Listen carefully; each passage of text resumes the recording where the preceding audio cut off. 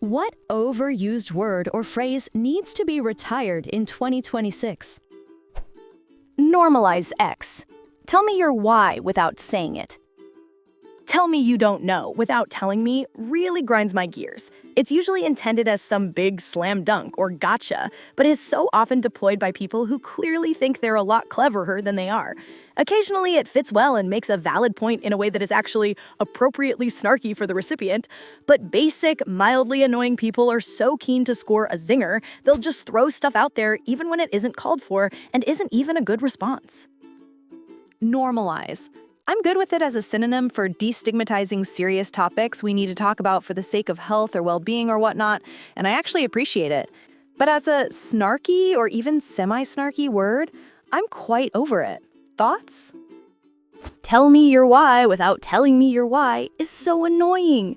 It's just a cheap way to get out of forming an actual argument against someone. Using POV all the time when it's used incorrectly most of the time.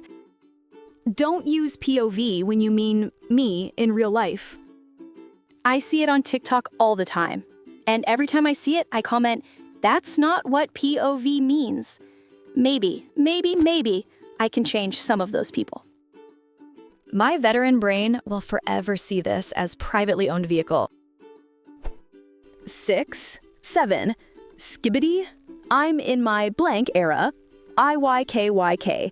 These are the 4 I can think about at the moment. Trauma. You don't have trauma from the Starbucks barista mispronouncing your name, Joffrey. And if you do, I am not interested in hearing about it. Same goes for abuse and bullying. Calling anyone who does anything slightly annoying a narcissist.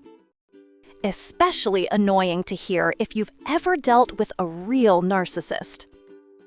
How about saying anyone who is slightly different is on the spectrum? This times 1,000. I would be happy never to see that word or its cousin gaslighting be used again. There are actual definitions for these words, but they've been forever altered by overuse and misuse, so we'll probably have to retire them for a while, and then somebody can reclaim them down the road. Any mention of a common activity where women feel compelled to put girl in front of it. Like it adds some touch of exclusivity, even though it's some mundane stuff. Hashtag girl drink.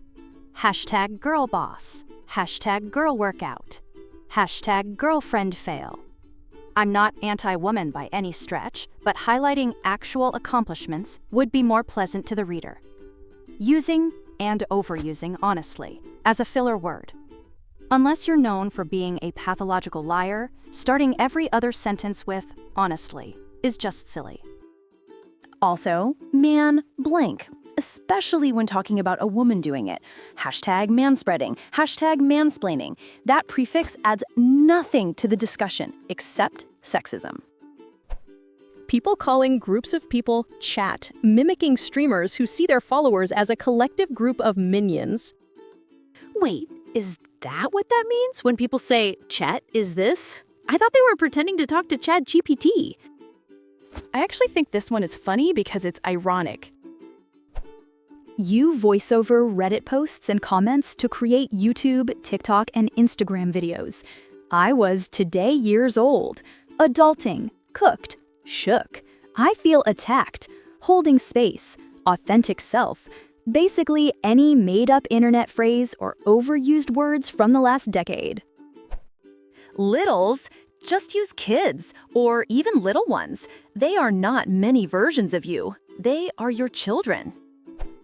Should've. It's should've or should have. Go back to elementary school.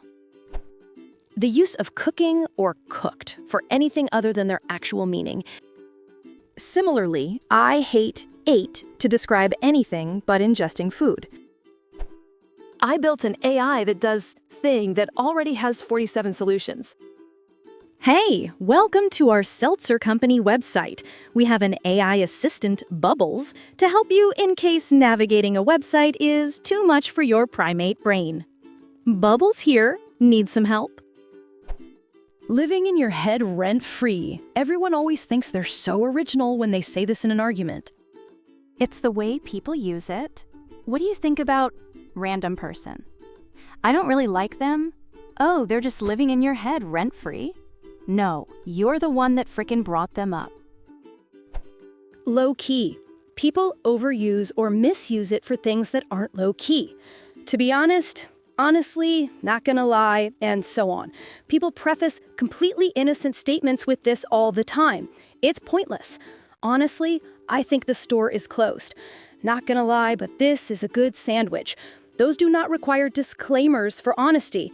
They aren't controversial or confessions or likely to be false.